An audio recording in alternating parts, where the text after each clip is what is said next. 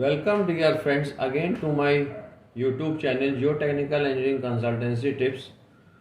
Today I will be discussing with you all, rather to say will be informing you about the method of settlement calculation for normally consolidated clays as per Indian Standard Code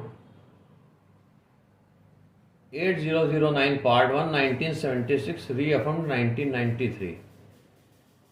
Although this has been reaffirmed afterwards also in the year 2003, 2013 and 2018. What is this code? This is the code of practice for calculation of settlements of foundations, part 1. It is meant for shallow foundations subjected to symmetrical static vertical loads. Now, as per clause 8.2 of this code, this is telling you about the pressure increment, because whenever we have to calculate the settlements for the normally consolidated clays, we have to work out the pressure increment at the midpoint of that very clay layer of which the settlement is to be calculated. I would be covering only the relevant clauses concerned with this method of settlement calculation for normally consolidated clays in this lecture of mine. So the pressure increment is defined as the difference between the initial intergranular pressure, that is the original form of the soil before the excavation has been done and any structure has been built upon this, as existed in the field prior to application of load, and the final intergranular pressure after application of load, that is after the foundation has been built and the structure has been built over that very particular soil. The following may contribute to the pressure increment: A. Pressure transmitted to the clay by construction of buildings or any other imposed loads. B is the residual hydrostatic excess pressure. C is the pressure changes caused by changes in the elevation of the water table above the compressible stratum. And D is the pressure changes caused by changes in the artesian pressure below the compressible stratum. Point C is referring to the change in water table level of that particular site. Now clause 8.3 says that the selection of stress distribution theories is also necessary to calculate the pressure increment due to imposed loads. In this very case, for normally consolidated clays, we have to use the Boussinesq theory in which 2 vertical to 1 horizontal distribution theory is being assumed for calculation of settlement purposes. Now, as per clause 9.2.2.2, what is actually the equation which is to be used for settlement of normally consolidated clays is Ht upon 1 plus E0 Cc log base 10 P0 plus delta P upon P0. This is the equation 6 of clause 9.2.2.2 of this code. SOED is the settlement computed from one-dimensional consolidation. St is the total settlement at time t in meter. What actually is this SF? These are other terms. SF is the final settlement to be calculated. St is the thickness of soil layer, of the soil layer, clay layer, जिसकी हमें calculations workout करना है. E0 is the initial void ratio at the mid height of that very particular layer, which I will be describing you in one of my later pages by figure. अब H क्या कह रहा है? H is the thickness of compressible stratum measured from foundation level to a point where induced stress is small for drainage in one direction, half the thickness of compressible stratum, because हमें mid point पे सारी working करनी होती है of that very particular layer. Cc is the compression index. P0 is the initial effective pressure at mid height of the layer, and delta P is the pressure increment. Both of these units are kg per centimeter square. These are two empirical relations given in the code for working out Cc if we do not have any test results of these compression index values. this you may read in this very particular code. CC is 0.009, WL is liquid limit minus 10, and another equation is 0.30 bracket में E0 word ratio minus 0.27. Now जब हम ये calculations workout कर लेते हैं settlement की, तो we have to check for 3 correction factors which need be checked and has to be further applied on these calculations. Number 1 is the delta factor related to the pore pressure parameter to be applied especially for circular and straight footings as per clause 9.2.3.1 of this code for clay layers resting on cohesion soil layer or rock. This is the table given in the code जिसमें different types of clays के लिए lambda value दी हुई है. In case we do not have these pore pressure coefficient values, जो कि हमारी Ht/B that is the thickness of the compressible stratum जिसका हमें सेटलमेंट वर्कआउट करा, upon B is the width of the footing.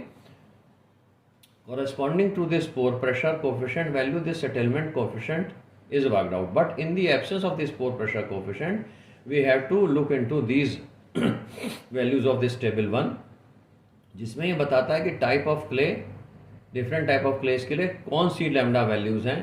That is for very sensitive clays lambda to be taken as 1 to 1.2, for normally concentrated clays 0.7 to 1.0, for over concentrated clays 0.5 to 0.7, heavily over concentrated clays 0.2 to 0.5.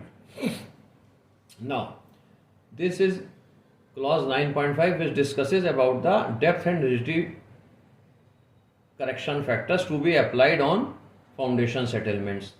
तो क्या होता है कि depth correction factor और rigidity correction factor, rigidity correction factor 0.8 होता है for rigid foundations, and depth correction factor is being given on the next page which is to be read from this very graph, जिसमें L/B के ये 4 graph दिए हुए हैं और ये D/√LB first half top half of the graph में, और second half of the graph में √LB/D के कॉरस्पॉन्डिंग ये वैल्यूज हमको लेनी पड़ती है. ये किसने फिगर दिया कि ग्राउंड लेवल है, डेप्थ है, ये L/B डायमेंशंस ऑफ फुटिंग है. तो for L/B values corresponding to D/√LB in this half और corresponding to √LB/D in this half, this depth factor is being worked out, which is usually called as Fox depth correction factor and is to be applied for settlement of flexible rectangular footings of L/B at depth D. Okay, depth D is the foundation of this, depth D is the depth of foundation of this footing, and LB are the dimensions, length and width of the footings. Now this is the schematic, rather to say figure explaining you कि how this settlement is usually worked out. ये मैंने आपको बताया, ground level, depth of foundation, this is the width of the footing. The influence zone usually taken is 1.5B. हालांकि कुछ जगह 1 to 2 times और 4 times तक का भी जिक्र है, बट हमारा इन जनरल प्रैक्टिस होता है कि 1.5 times of the base width of the footing हमारा इन्फ्लुएंस जोन होता है, जिसपे हमें सेटलमेंट वर्कआउट करना होता है. अब ये जो केस एग्जाम्पल हम आपको बता रहे हैं, इसमें मान के चल रहे हैं ये पूरा 1.5 times thickness of the stratum below this foundation level is normally consolidated clay layer. This dashed line is being represented as the mid point of the normally consolidated clay layer. ये जो कि डॉटेड लाइन है जिसको मैंने आपको बताया, हमारा P0 delta P effective stress और incremental stress is to be worked out at this very particular level, that is the mid point of the clay layer stratum of which the settlement is to be worked out. CC is the compression index, E0 is the void ratio. Okay, so this is the figure for method of settlement calculation for normally considered case. This is just for the explanation purpose. Now coming over to my next slide. एक हमने आपको example continuation दिखा दिया है कि ये हम result sheet तैयार करते हैं.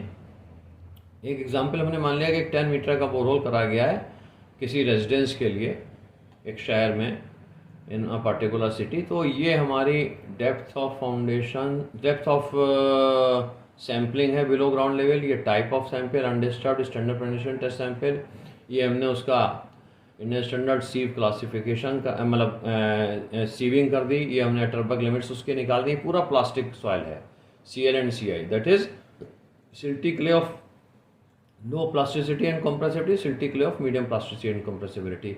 ये सैंड सिल्ट क्ले परसेंटेजेस हमने दिखा दिए, ये N value standard condition test values दिखा दी, ये wet bulk density, original moisture content, dry bulk density, specific gravity, void ratio.